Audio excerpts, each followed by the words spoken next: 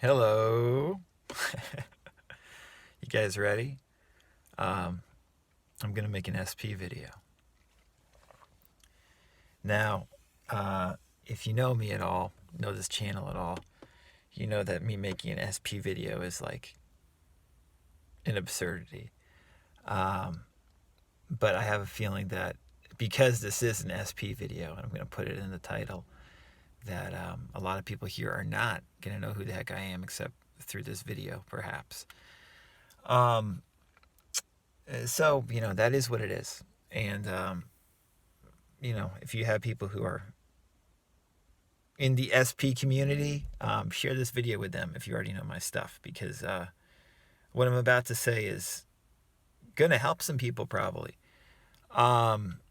So the SP thing in regards to Neville Goddard is this phenomenon that is just become huge. I read something the other day, I believe it was on Reddit, some comment like that was like most people here, I found out about Neville Goddard. I found out about Neville Goddard because of trying to get my SP back. Like most people here, I found out about Neville because I was trying to get my SP back. That's fucking insane. That's the state, though, of a lot of social media and the things we've been talking about in regards to law of attraction and Neville. It's this very popular thing now, to try to apply Neville's advice to get a specific person back into your life, or to have a specific person text message you or go on a date with them or whatever the fuck. And that's just fucking crazy. It's a total misapplication of this advice if you're using it pragmatically to help yourself and others, in my opinion. If you are familiar with my stuff, you knew I was going to say that. But let me get a little bit counsel-y here, and not just outright dismiss the whole SP thing, okay? Because I have spoken to several people over the last couple of years about SP situations. Invariably, speaking to people about it makes me uncomfortable. But let's touch upon why that all is. This is, again, going to seem pretty obvious to a lot of you. Nonetheless, it's certainly worth saying on YouTube. So here's the thing, okay? Neville's advice, law of attraction advice, if it's good, it basically says that, like, you can, through your imagination, through your thinking, you can attract somebody into your life. And you can attract a specific person into your life, hypothetically, right? Not hypothetically, you can do it. I mean, there's people who have done it using Neville's advice. Plenty of people. And, is it wrong to do this is what it basically comes down to, right? And it comes down to a lot of things, but one thing it comes down to is, like, is this just wrong to do? And what I would say about that is this. If you want a specific person in your life, you have to have that desire from a place of true love and compassion for the other person.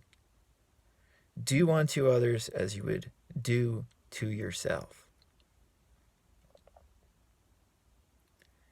That is the tenet, the golden rule of most New Thought law of attraction stuff. And you get these Neville anarchists that just say, well, I can manifest whatever I want. The golden rule is just some bullshit thing. I get that, but guess what? You're a fucking sociopath. It's not what Neville was talking about, okay?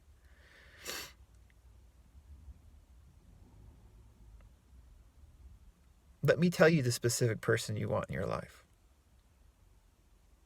It's very, very obvious. Do you know who that is? It's you. It's you. The SP you're looking for is you.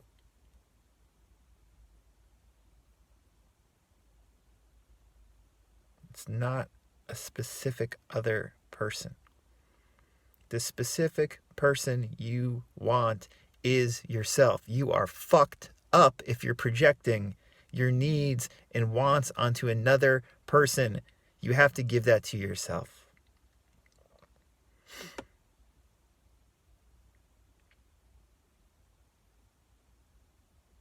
Let me read to you from Emmett Fox's book, The Sermon on the Mount.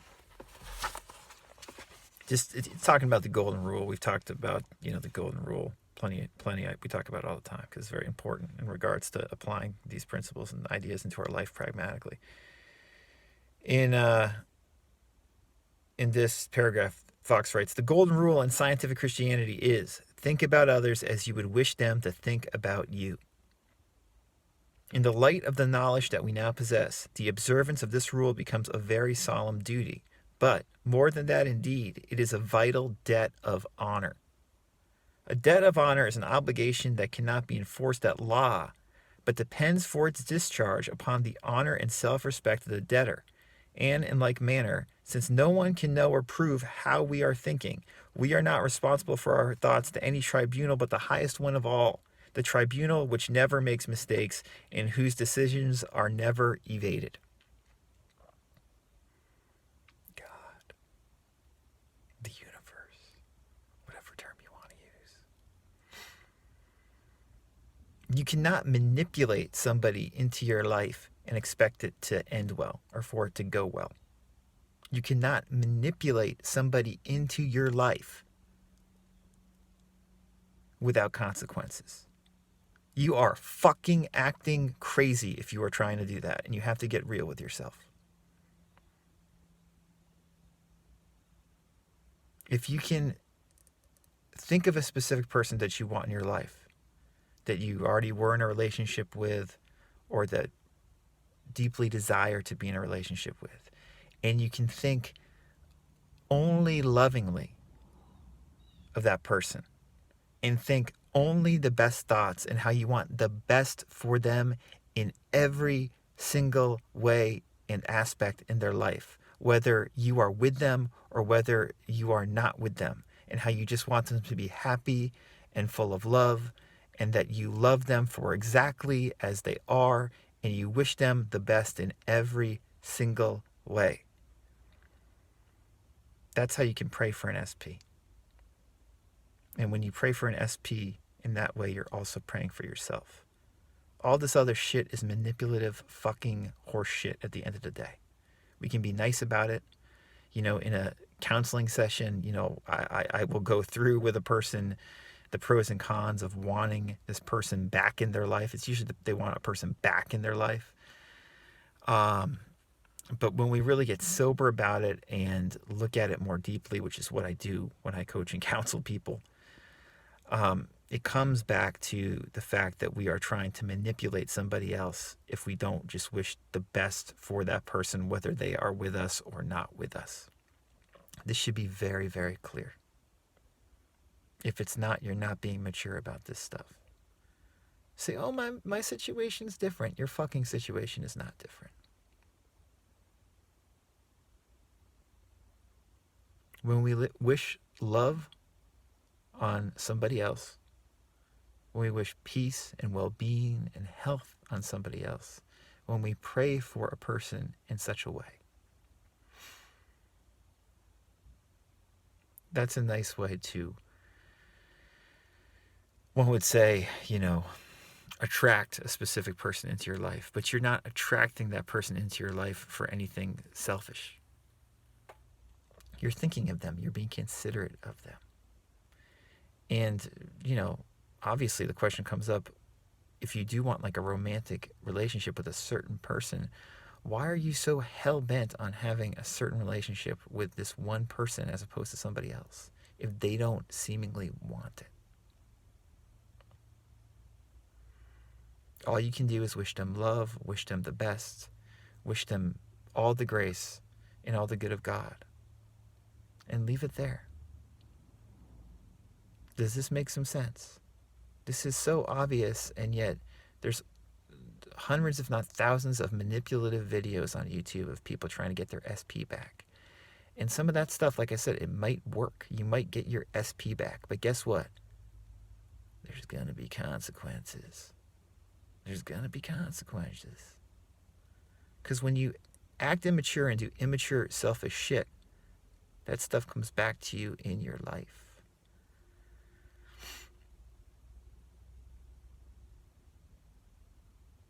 If you want to get deep about this, I will coach or counsel you on this if you want to get deep about it. But, if you work with me, you're going to realize that it's nobody else you want except for yourself. The SP you want is you. And when you realize that, deep down,